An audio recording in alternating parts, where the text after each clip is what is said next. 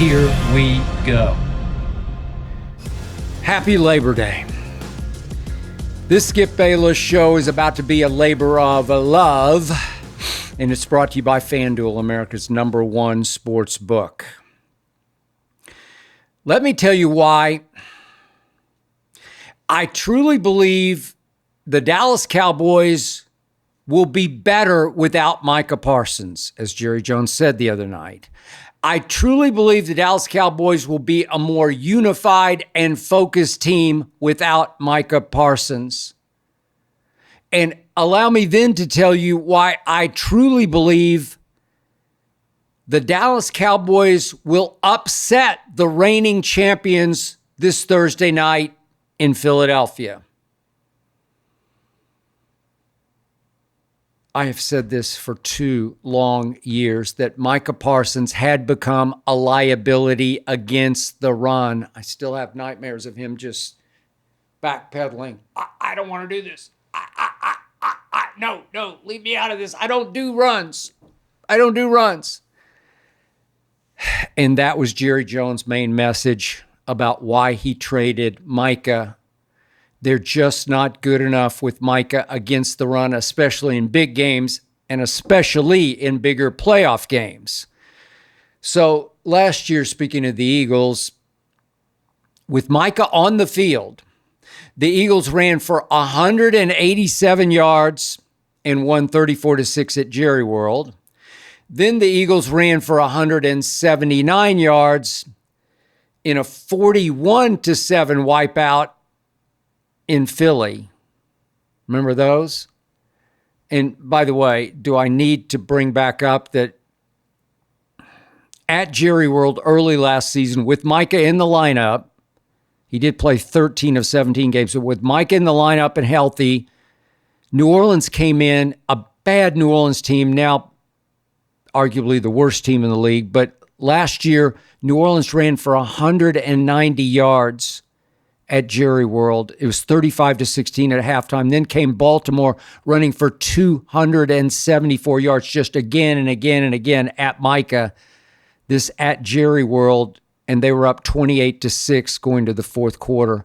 In Micah's 3 playoff losses as a Dallas Cowboy, San Francisco ran for 169 at Dallas. Remember that debacle? Then for 113 at San Francisco, a little better. But here came Green Bay. In that nightmare at Jerry World, Green Bay ran for 143 yards in that playoff game. It was 27-0 before halftime with Micah on the field. I think I had to look it up the next day to see if he even participated. Kenny Clark will make the Dallas Cowboys much better against the run. Kenny Clark is a 3-time Pro Bowler, an anchor, a grown man, a man's man, an extremely mature, soon-to-be 30-year-old with veteran wisdom and locker room presence, a man who will command respect when it comes to leadership. Kenny Clark is everything Micah Parsons was never. How many times have I said he's not a leader? That was another strong point that Jerry made the other night when he spoke publicly about the trade. Jerry Jones questioned Micah Parsons' leadership, lack thereof, as I've questioned it many times over the past 2 long years.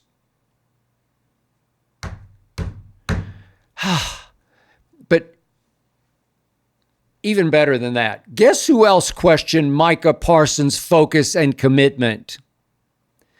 2 veteran Cowboy leaders. Do you remember this? Does anyone but me remember this and this that I'm about to get to? The first was MALIK Hooker, who was once the 15th overall pick in the first round out of The Ohio State. That was back in 2017. Remember what MALIK said on my friend Keyshawn Johnson's podcast back in July of 2024? Do you remember? MALIK said, and I quote, my advice to Micah, if you're doing a podcast every week and you know the run game, as in stopping the run, is terrible, What are you really caring about? Boom. What have I said the last 2 years? That Micah seems to care at least as much about being a podcast star as he does about being the best football player he can be and about actually winning football games?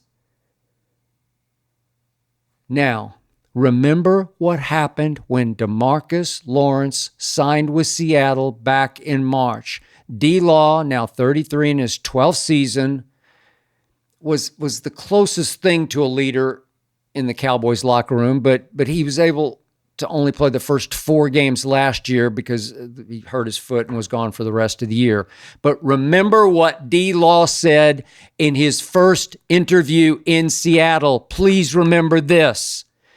He said, and I quote, "Dallas is my home, but I know for sure I'm not going to win a Super Bowl there." Period, close quotes. To which Micah tweeted, "This what rejection and envy look like. This some clown shit," with a clown emoji.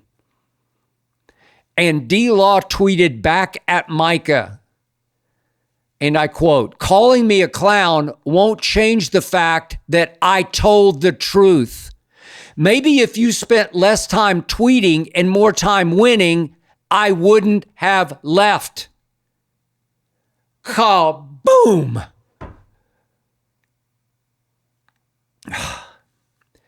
This is why the Cowboy locker room will be better off without its most talented and its most immature player, Micah Parsons. A player with what I call loser intangibles, Micah Parsons. A player who is not the kind of cold-blooded football killer you need to take over games and inspire a locker room and go win a Super Bowl, Micah Parsons. For the last 3 seasons, Micah lived off the game-wrecking splashes he made as a rookie before the league figured out that the best way to neutralize his flash and dash speed and quickness is to run right at him, find him, run at him, find him, run at him. Because he's not a tough, hard-nosed, physical football player who's at his greatest in the biggest games. No, he feasts off the weak. Again, Micah Parsons has 1 sack in 4 career playoff games, and that one came with 1:29 left in a blowout of 8-9 Tampa Bay, featuring 45-year-old Tom Brady in his final ever NFL game. 1 sack in a blowout late. Look, if Malik Hooker and DeMarcus Lawrence were so comfortable taking shots at Micah Parsons, you'd better believe that Dak and CD and Tyler Smith and Jake Ferguson and Dante Fowler and Donovan Wilson all understand why Jerry Jones ultimately chose not to make Micah the highest paid non-quarterback in all of the NFL. And yeah, I realized Trevon Diggs became Micah's spokesman, his campaign manager during his hold-in. But I've never been sure about Diggs and his winners' intangibles either. Never been sure. And by the way, if you look around the league, do you ever remember any vets in Cleveland taking shots at Myles Garrett, or San Francisco shots at Nick Bosa, or in Pittsburgh shots at TJ Watt? Or heck, in Cincinnati, shots at Trey Hendrickson. Do you remember anybody taking shots at those guys? Because I don't. Now think about this. Think about this. Who is proven to be the best general manager in all of football? Ain't even close. Howie Roseman. Why 1 year ago, right now, did I pick the Philadelphia Eagles to win the Super Bowl? Because I said Howie Roseman had won free agency and he turned right around and won the draft. Okay, so speaking of drafts, what happened in the 2021 draft? Do you remember this? Please do. The Cowboys drafting 10th badly wanted either of the two top cornerbacks. J.C. Horn went 8th to Carolina. And then, Pat Surtain went 9th to Denver.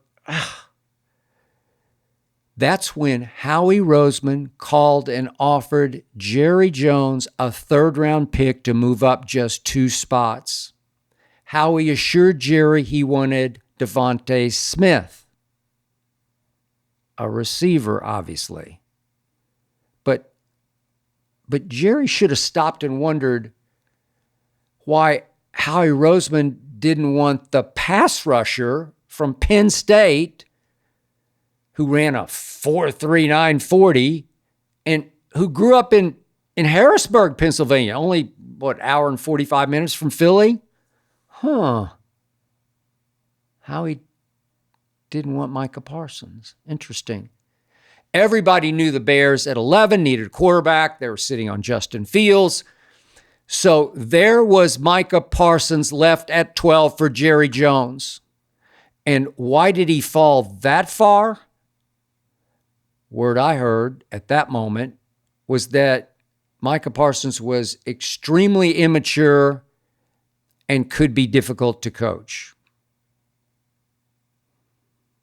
By the way, just for the record, Jerry did get a pretty good player out of that extra 3rd rounder, a pretty good pass rusher in Iowa's Chauncey Golston, who, of course, back in March got a pretty good deal to sign with the New York Football Giants, 3 years, $19.5 million.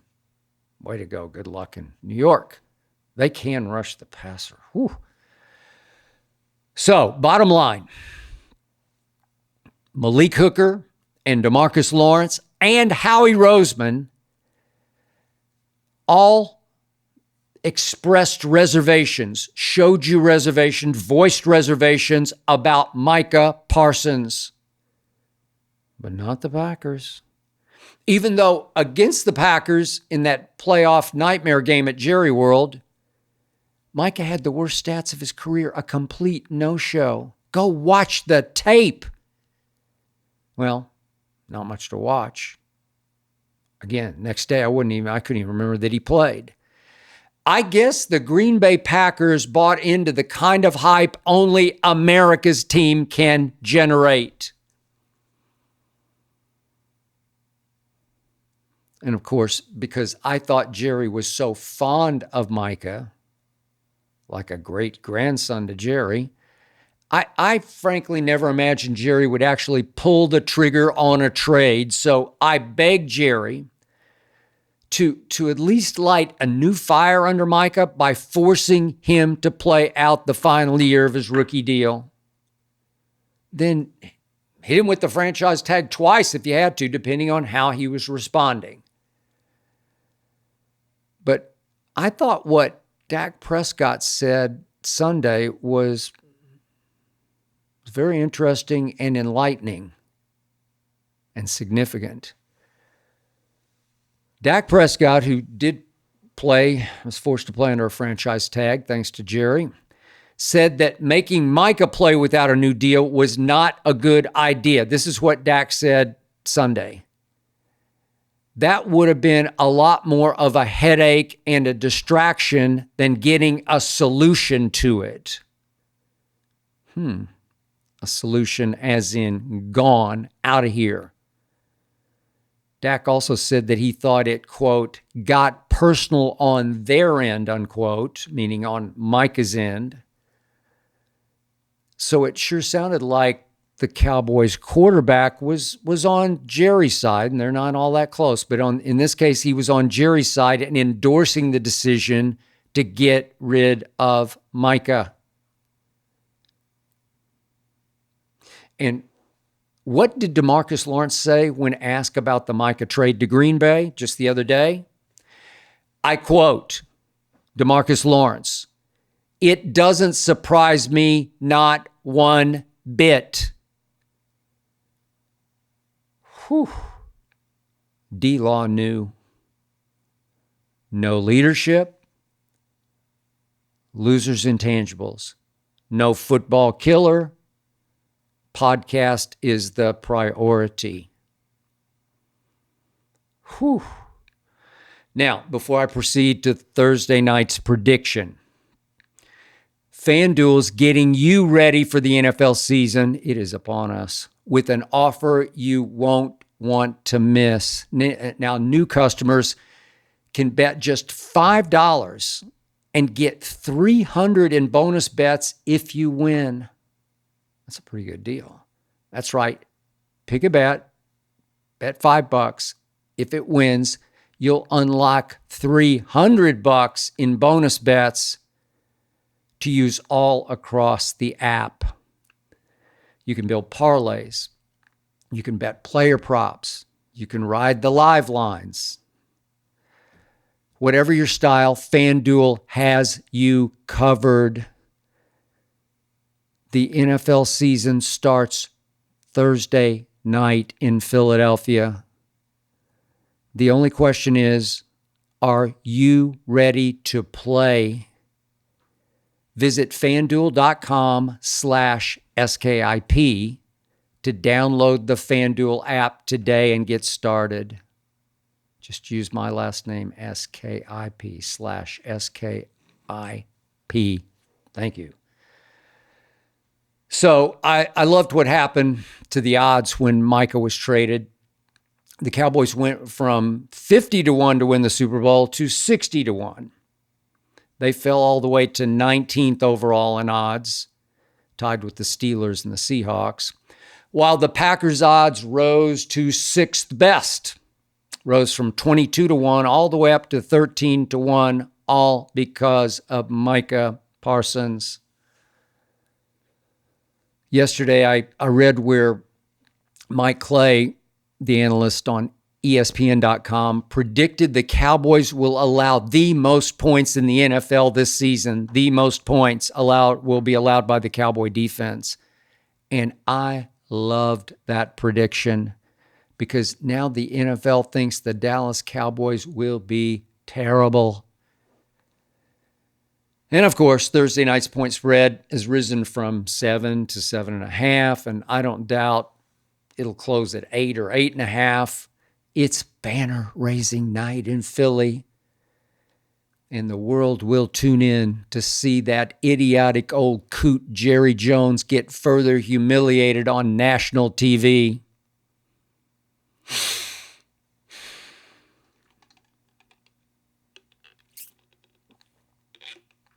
I have a little secret for you. Not gonna happen. You know what I love most about the Micah trade? That for once, Jerry Jones didn't cave in just before the season and absurdly overpay another spoiled, rotten star. For once, no Cowboy Country Club this time. No Jerry whispering in Micah's ears we saw in the Netflix documentary after the Green Bay playoff nightmare. No matter how bad that was, it wasn't your fault. There was no more coddling of Micah Parsons. Nope. This time, Jerry sent shockwaves through his locker room, positive shockwaves, because he said, that's enough to Micah, and shipped his ass to Green Bay. Go, Jerry, go. I think you'll see a different Cowboy mindset Thursday night. I think you'll see a team play scared, as in good scared, with, as Greg Popovich always said, the appropriate fear. You know you're up against it, defending champs, loaded. You got to take it up to the highest level. And I also think you'll see the Dallas Cowboys for once play angry, as in good angry, as in focused angry, show the world angry. We ain't chopped liver without Micah Parsons because we were chopped liver with him. I still like this pass rush without Micah. I like it. I like Dante Fowler, who led Washington last year with 10.5 sacks. He's a Cowboy again. I love the second-round pick, Ezra Owaka. I think he's going to flash. I think he's legit. So is Sam Williams. I saw him flash before he wrecked his knee a year ago. I like Nealand against the run. He'll be bigger member of the rotation now. And I liked what I saw from James Houston all through training camp. And Odigizua, who they just gave a nice new big contract to, is better as a pass rusher than he is as a run stopper. And I love Kenny Clark as a run stopper. And he also has 35 sacks in his career from the defensive tackle position. I like Donovan Wilson and Leah Fowl blitzing, kamikaze blitzers, badass blitzers. Yeah, they're up against the NFL's best offensive line. That's no question about that. But I just believe the Cowboys will play inspired, while the Eagles will be a little distracted by celebrating what they did last year. It often happens on ring nights or banner-raising nights. George Pickens will be a difference maker on offense. Best deep threat in the league. Will make CeeDee Lamb even more of a difference maker on offense. In his career in Philadelphia, Dak has thrown 10 touchdown passes to 0 interceptions. He'll have a big game. So will former Penn State star Miles Sanders in his return to a Philadelphia where he played for 4 years. I'll go way, way, way out to the end of the limb. I'll say the Cowboys win it 24-21 on a late Brandon Aubrey field goal because he is the best kicker in NFL history. I just think these Dallas Cowboys are just better or more unified post Micah than a whole lot of people think. And I'm sure a whole lot of people are laughing at me right now. I love that.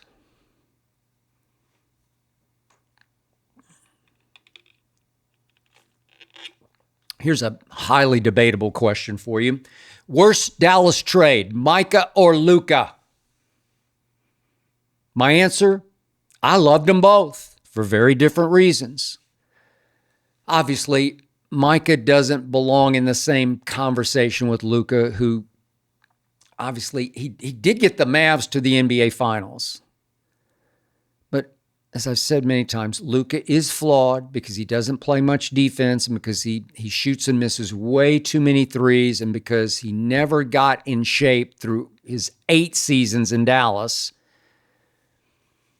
I realize he put himself through a recent crash diet boot camp, but we'll see how his new svelte look lasts through this coming season because I'm not sure it will last.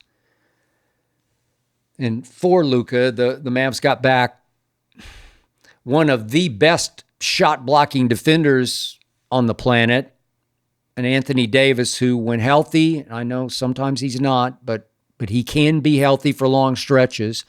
He's a top 10 player, capable of monster games on both defense and offense. He's a great fit for the Mavericks. AD at 32, still highly capable of at least 3 more prime seasons, and who is not the uncoachable diva that Luca can be. Mavs also got, I remind you, Max Christie, a 22-year-old 3-and-D specialist who will play a lot of important minutes for the Dallas Mavericks. Book it. Man, this team would have made a run last year if both AD and Kyrie hadn't gotten hurt. And now that they've lucked into Cooper Flagg, you bet they can at least get to the conference finals this coming season once Kyrie is back by, say, midseason from his knee injury. Did anybody out there but me notice what Luca did in the fourth quarters of games 3, 4, and 5 in the first-round playoff series against Minnesota? It was easy to miss because he didn't do much. The Lakers were solid favorites in that series. They lost those last 3 games to get gentlemen swept 4-1 with Luca on the floor, as well as LeBron. I'll get to him in just a minute. I'd say that's advantage Mavericks in that trade. Look, do I wish the Cowboys could have commanded more valuable first-rounders from maybe a bad team so that the 2 first-round picks they got back for Micah would project higher? Sure, I do. But I think most teams viewed Micah the way I did, overhyped and overrated. So I sincerely doubt a better deal was out there to be had, especially when teams knew that they're going to have to turn right around and pay Micah the most money ever paid to a non-quarterback and eat up a crippling chunk of their cap. Nope. The Packers were the one pretty good team, desperate enough to show their fandom they will plunge, they will do something. They will maximize their chances to win this year's Super Bowl. And the Packers were the one team willing to part with a Pro Bowl defensive tackle that Dallas sorely missed and needed. So now if Jerry can flip those two firsts for a veteran Pro Bowl player, as he said he just might do and will try to do, this trade will look a whole lot even better. Now, that might not happen until the trade deadline, November 4th, when several teams will see the handwriting and already be waiting till next year. Right here, right now, it's going to be tough for Jerry to flip those picks because everybody's pretty hopeful of what they have as they go into the season. I hope we hear something sooner than later in the next couple of days, but I just say trade, Jerry, trade. You're 82. You need to max your chances of winning now. So to sum it up, Luca is obviously more valuable than Micah, and AD is obviously more valuable than Kenny Clark. But I, for one, still loved both trades for the Dallas teams. But I might be the only one who loved both trades for Dallas teams. Tell me I'm wrong.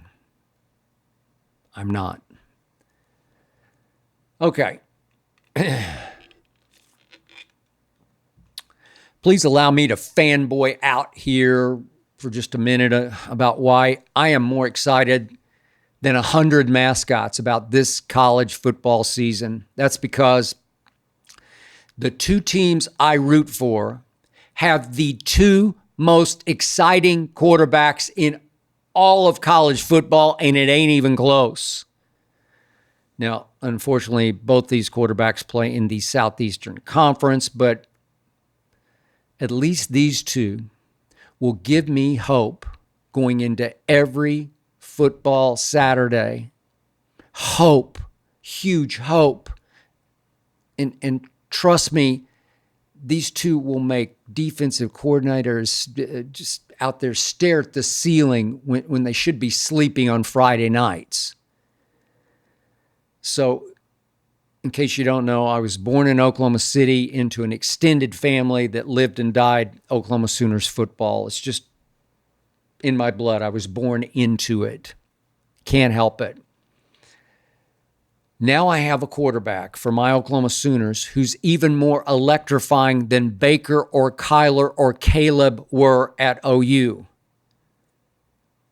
Now I have John Mateer from Little Elm, Texas via Washington State, who already jumped to number one on ESPN's Heisman Watch off the nearly 400 yards and 3 TDs he threw for Saturday evening, albeit against Illinois State, but he also had one sensational touchdown run.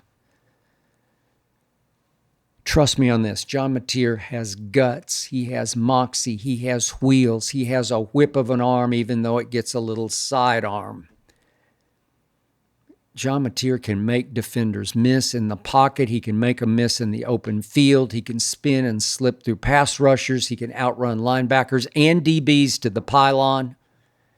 He loves to throw on the run. He loves to run, loves to prove everybody wrong. He's only about 6'1". He plays taller, and he does carry 225 pounds very easily and sometimes forcefully. Man, is John Mateer fun to watch. Watch him operate. Whew. Diego Pavia isn't even as tall as Mateer. I think Pavia is no more than about 5'11", weighs maybe 205, 210-ish. Pavia is 24 years of age. In his second season playing for the school I graduated from, Vanderbilt University, best educational experience in America, bar none. In my life, I've never seen a quarterback routinely pull off more impossible plays than Diego Pavia does game after game after game, play after play after play. The man is magic.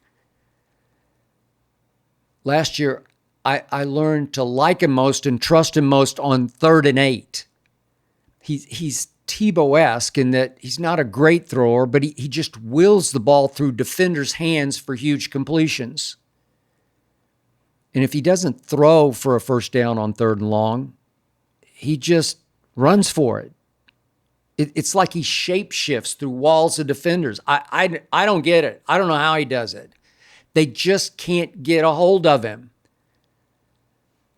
No quarterback I've ever seen runs with more heart and nerve than Diego Pavia. Diego Pavia can turn into a fullback of a quarterback. He's just going to thrust the ball past the first down marker. Wait, how do you do that? It's wizardry. We might as well be the Hogwarts Commodores with Diego at quarterback.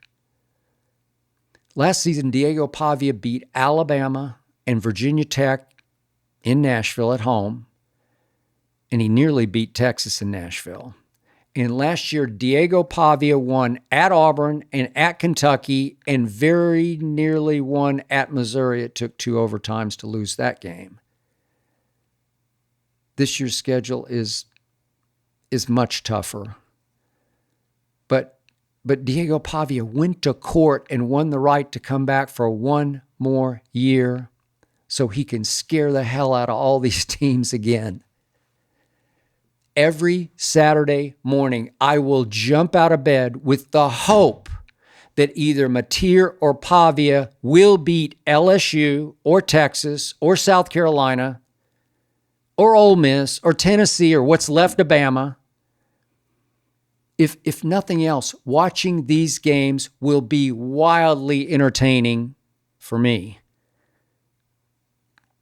This season I have Mateer and Pavia, and you don't. This Saturday, Pavia is a 3-point underdog at Virginia Tech. I watched Virginia Tech play the heck out of South Carolina. And John Mateer is a 5.5-point favorite at home against Michigan. And their stud young quarterback. I like our chances to cover and to win both games. Can't wait. And by the way, speaking of college football, Bill Belichick debuts in college football at North Carolina tonight, Monday night. Bill Belichick's North Carolina is a 3-point underdog at home to TCU. And I'll just remind you going into this game that with Tom Brady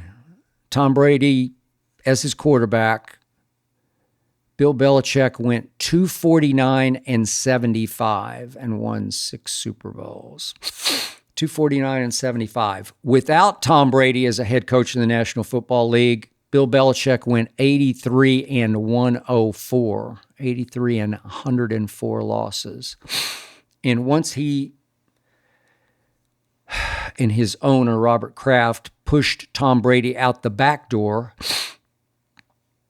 Bill Belichick in 4 seasons without Tom Brady, those final 4 in New England, went 29-38 without Tom Brady. Made it to 1 playoff game. It was at Buffalo. And the vaunted defensive genius Bill Belichick gave up 47 points in that playoff game at Buffalo and lost 47-17, as Josh Allen's offense was never once forced to punt the football. not one punt, an immaculate game for Buffalo. Nobody wanted Bill Belichick in the NFL.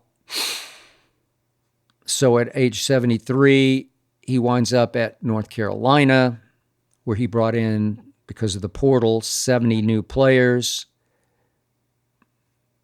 in an era that allows you to rebuild on the fly in ways in the past you never could have.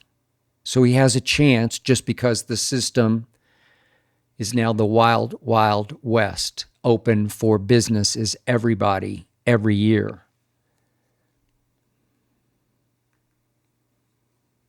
I'll be very interested to see if Bill Belichick reproves himself in college football at North Carolina. I have my doubts.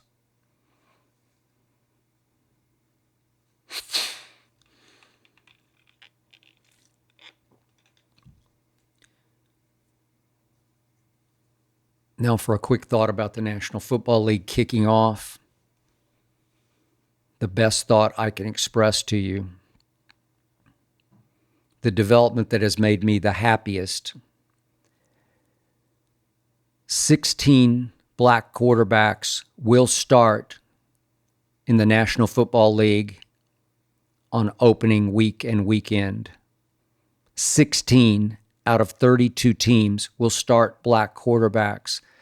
I'm old enough to be able to remember the day when I covered James Shaq Harris playing out here in LA for the Rams. I covered that team.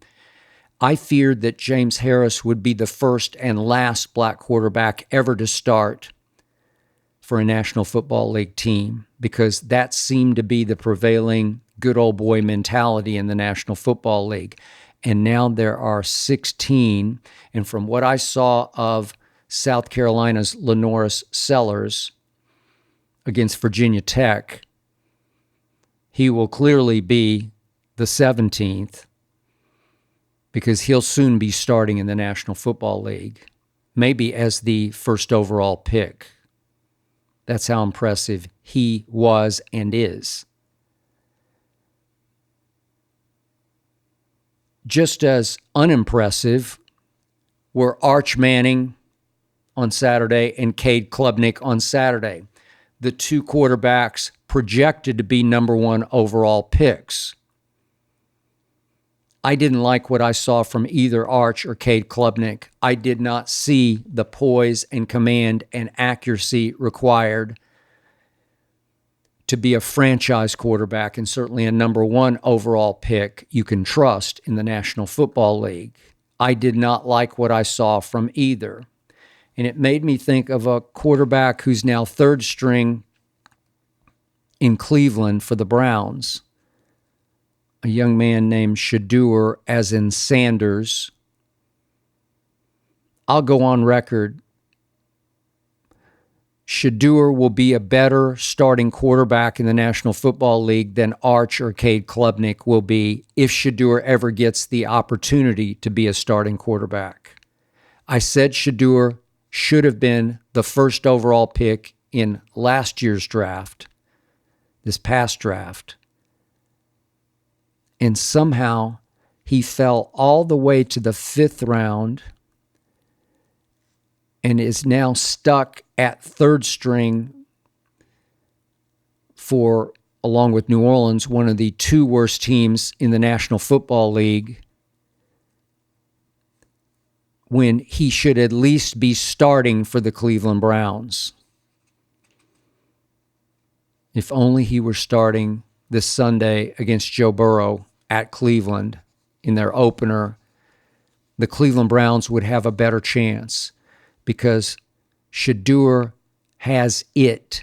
He has poise and command and accuracy I did not see from Arch or Cade Klubnik on Saturday.